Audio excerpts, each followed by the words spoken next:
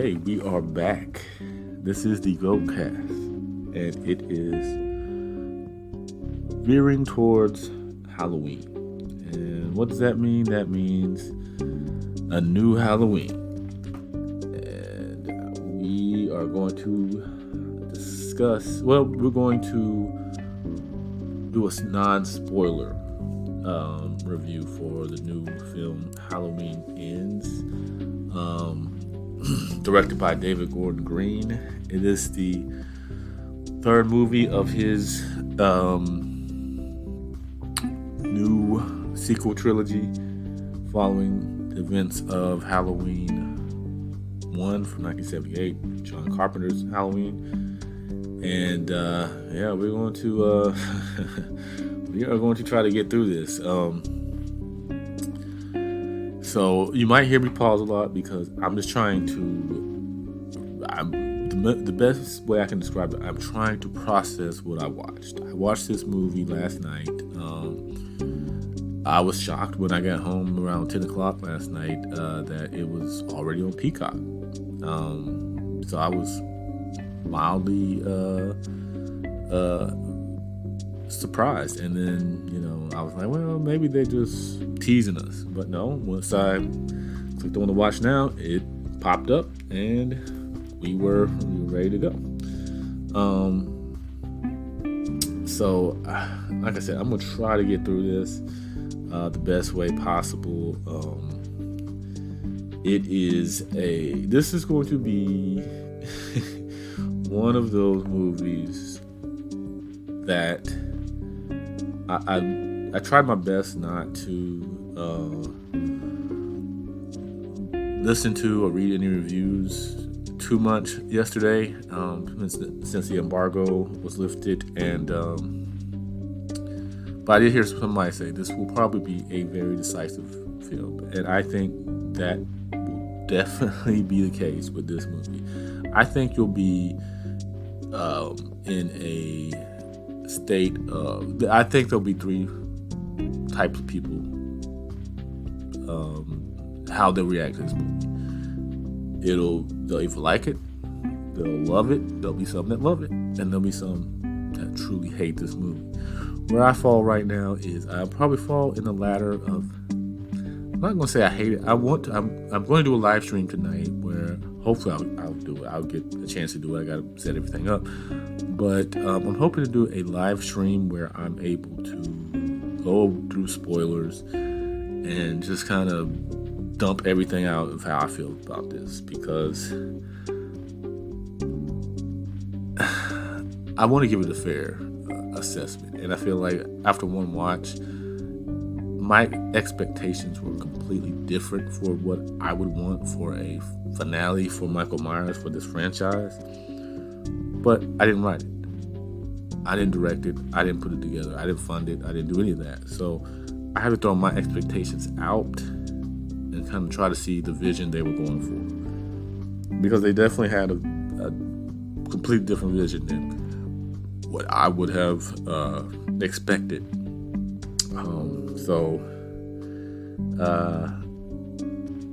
So let's get right into it. We're gonna get into a spoiler-free Halloween Ends review right here, right now, on the GOATcast Season 3. So like I said, I'm not going to go through the any of the scenes or anything. I'm just going to try to keep it as generic as possible. But so this follows everything that happens at the end of Halloween Kills, which Halloween Kills was not my favorite Halloween. I thought it was very campy. I thought the dialogue was just so unnatural. And here, they do a better job. This movie is focused very much on a certain character. And it's not a character that you're particularly going to think that, oh, this movie is going to, you would think that this being the final Halloween, the last hurrah, it would focus on certain characters, but it doesn't. It focuses on a character that you may like, you may not. It's an odd. Like I said, this whole thing was really odd. I was just baffled the whole night. But I'm gonna stop saying that. I'm gonna try to get into this. So they focus on a certain character, and it's set. This is not spoiled. Anyway, it's set, I believe, 4 years after the events of Halloween Kills. So everyone's kind of gone back to their normal. Everyone's got a job. They've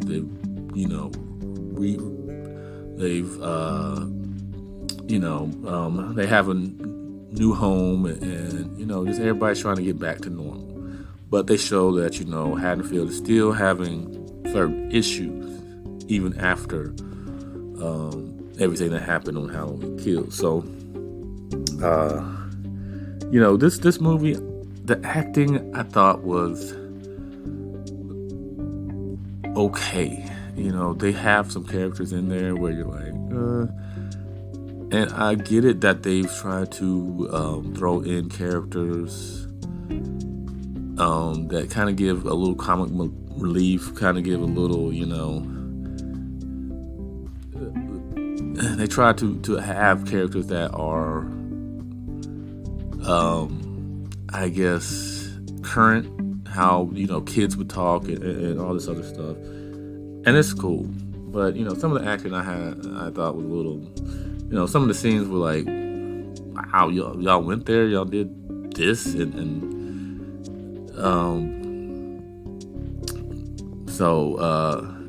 acting, they introduced some new characters, and I feel like the acting's okay.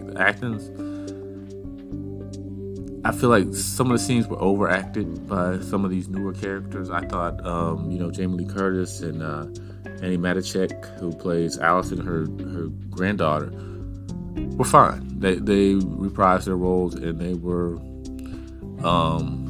I feel like they were fine. There was nothing too groundbreaking, with their performances, but they played their characters well. I felt like Allison's character was a little, I know she's trying to get back to normal, and it's been 4 years since her mom died and her dad, but excuse me, I just feel like her character didn't match her character from the prior two movies. She just seemed a little more loose, and maybe that's the whole thing, was to show that she's trying to just forget about everything that's happened, trying to live a normal life, have fun, do things, but it just didn't carry the same weight of her character from the previous movie. You just felt like she was somewhat of a different character. And, Laurie Strode was Laurie Strode, and, it followed up on everything that happened in the past too, and she was, she's just also trying to live a normal life now. She's just, everything but Michael. She's just trying to, she can't hold on to that, so she's living her life. But anyways, so the acting I felt was good enough. The story, I'm gonna put it to you like this, and I know this is I'm not going in any kind of order. I'm just kind of spitballing this, but the story would have been great. I'm gonna reiterate this in my spoiler review. The story would have been great if this was the first movie in the trilogy.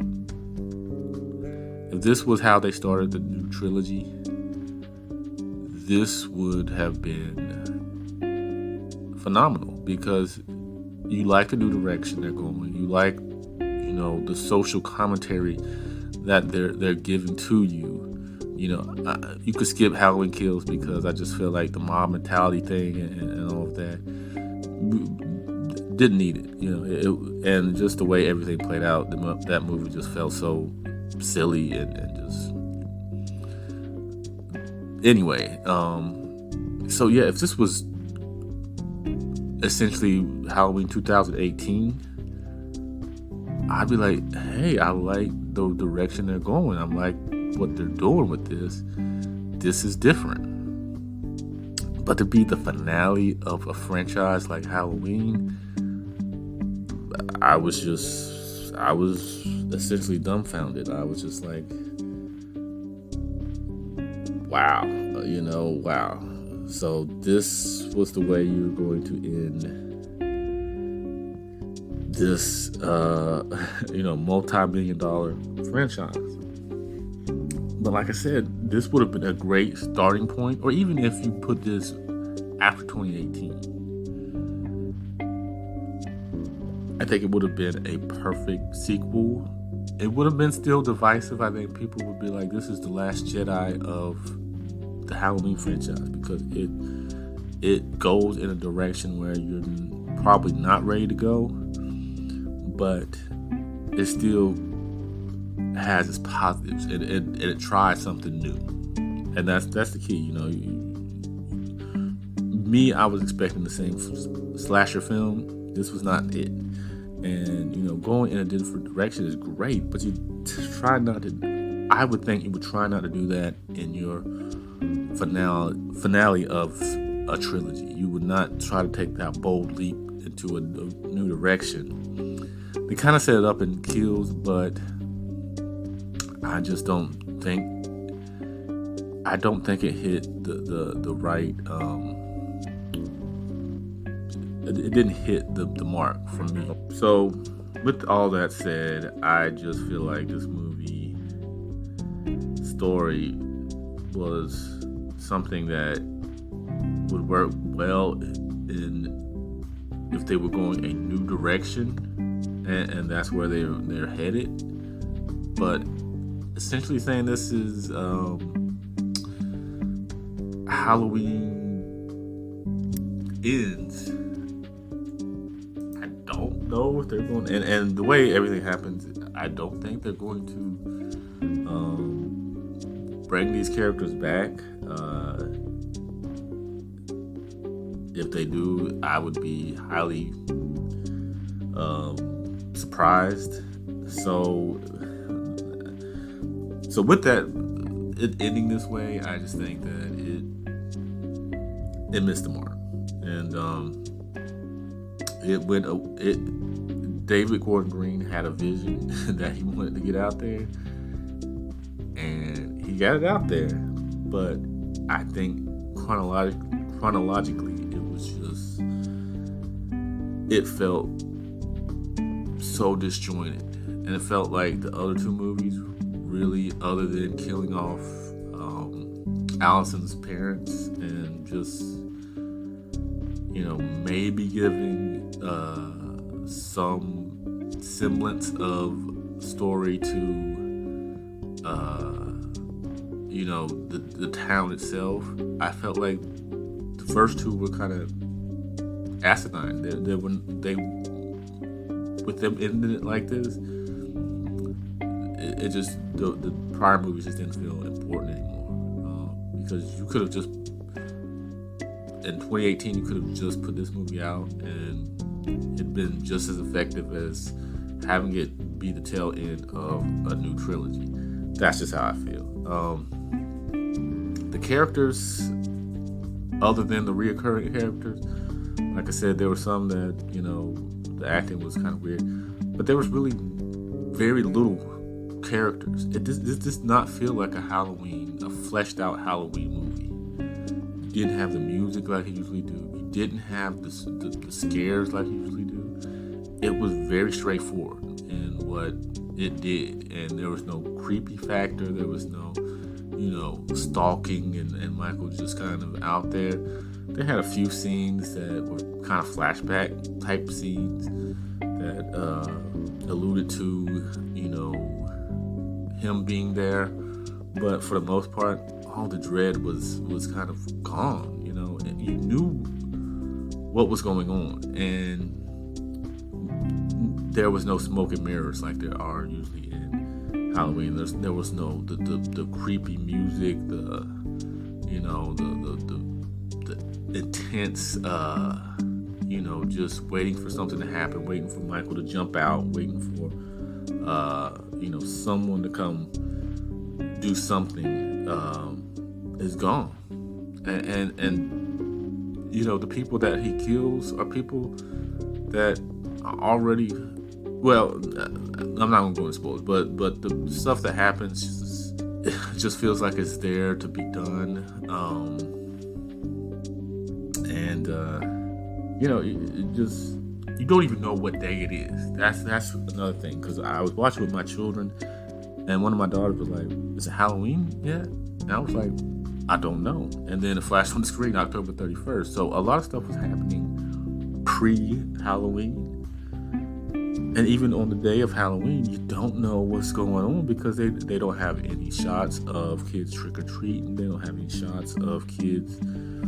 Just the whole. I mean, yeah, you have the decorations going on and stuff like that. Certain stuff placed in shots, but you don't even feel. It doesn't feel like Halloween because it's shot and sequenced in such a way that you don't know. You don't care really. You're like, get to the point, and it takes a while to get to the point and to get to the bread and butter of this movie. So the story I thought was so different that like I said, I'm not going to completely judge it because I want to watch it again, but it just was not what I think anyone was expecting. Like, even if you read some of the descriptions and some of the stuff going on, you thought that this would still be or have the Halloween feel. It did not, and things happened, and it just didn't give off the Halloween vibes. With that said, I would have loved for this to be the first film in this new trilogy, because I would have been interested to see how they move forward. And I can't really say anything because that'll be spoilerish, but it gives off a vibe of a different movie throughout. And I know if I say that movie, it'll kind of, tip you off. And I don't think going that direction would have been good, because it would have basically been them rehashing another franchise. And I'm sure that's not what they want to do. But the way things happened in this movie, it felt like I was watching that other franchise for a good portion of the movie. And you feel as if some of the important characters in Halloween Ends are just guests, are just cameos, and one of them is a very big, feels like just one big cameo from a certain character or characters, and it just really doesn't give you the finality, if that's a word. It doesn't give you the satisfaction of a final Halloween movie, strictly because of just how different, and I hate to keep saying different, but how it just goes in a direction that I don't think we were ready for. I get it, and I get the social commentary in it. I get all of that. And as a standalone Halloween movie, that would have been fine. With no continuity. Well, with, vaguely with small continuity. Or like I said, just the beginning of a brand new franchise with the Halloween tag on it would have been great. Would have been fine and would have told a poignant story. But to tack on Halloween Ends, wow. I mean, it ends. I'll say that. It ends, hopefully. But it doesn't end with quality as far as I'm concerned. But with all that said, I think I've rambled long enough. If I was going to rate this movie out of 10, I would have to give it a 5, maybe a 6. It's such a slow burn. what you would not expect for a Halloween movie, especially a Halloween movie called Halloween Ends. But like I said, I have to take my expectations out. So I'm going to watch it again, and I'm going to come back and do a spoiler review tonight live. I'm going to try to stream it on YouTube. I'll put the link in the description, but once I get everything set up. So the link might not be there at first, but I'll put it there eventually. But yeah, it was just such a slow burn of a movie that when you get to the climax, you're just like, it just, I mean, I do like how they linked certain characters together to get to the climax and to get to everything that happens in the final act. I thought that was fairly smartly done. But at the same time, I just think this movie just really tried it. It went there. It just said, David Gordon Green just said, you know what, I'm gonna take it there, and we're gonna see how it goes. And I just can't really see Jamie Lee Curtis and some of the other characters really being happy with the way this ends. It just, there was something better that they could have done. And I feel like there's a different cut out there. I just feel it in my bones. Just like Halloween 6 had the producer's cut, which was, had a lot of different scenes in a different direction than the theatrical cut, what we saw at the movies. I feel like there is a director's, producer's, whatever cut out there for this movie, because I don't feel like this was, because I've heard or someone, I remember listening to something where someone said they reshot a lot of the movie. It feels like it. It feels like it. And I feel like there is another cut out there that does this movie a little more justice. Does these characters a little more justice. And, they just chose to go this direction. So, like I said, my score might change. I'm going to say 5, 6-ish. I'm not completely sure. I don't want to say it was just extremely bad just because it went in a direction that I didn't expect. But if you're expecting a true to form Halloween movie in the vein of 1, 2, 4, even 5, 6, H2O, Resurrection, 2018 Halloween Kills, you're not going to get that here. You're really not. And to a lot of people, that's going to be a problem. To me, it was a problem. But like I said, I'm going to watch it again and give it a fair shake with, taking my expectations out and just watching it as a movie. So yeah. So please join me tonight. I will be trying to live stream the spoiler review. I will put it here on the podcast on Apple Podcasts, Spotify, Anchor, wherever you're at. You should be able to listen to the GOATcast season 3. So yeah, I'm gonna try to get that done tonight. And I'm gonna watch it again today at some point, and we will see how I feel. It was what it was. Would I have been satisfied if I had paid to go to the movie theater? I probably would have been pretty angry because I would have felt very much slighted and that I wasted money. But that feeling may change. So once again, this is the GOATcast. I appreciate everyone that listens. Hope you enjoyed this kind of disjointed spoiler-free review for Halloween Ends. But I will be back, as I said, tonight with a spoilerific review. And so enjoy your day. This is Friday, October 14th. We've got a couple weeks before Halloween. So if you want to, tell me what you're going to be for Halloween. I don't know. My kids are a little older, but I have middle school kids, so they'll still likely dress up and go around the neighborhood. I was looking at a Michael Myers mask, but at Spirit, it was $80. So I was like, I don't want to be Michael Myers that bad. So I don't know. I'll probably buy some sort of mask and scare a few kids in the neighborhood. But but once again, thank you, and I will hopefully see you guys and hear from you guys tonight.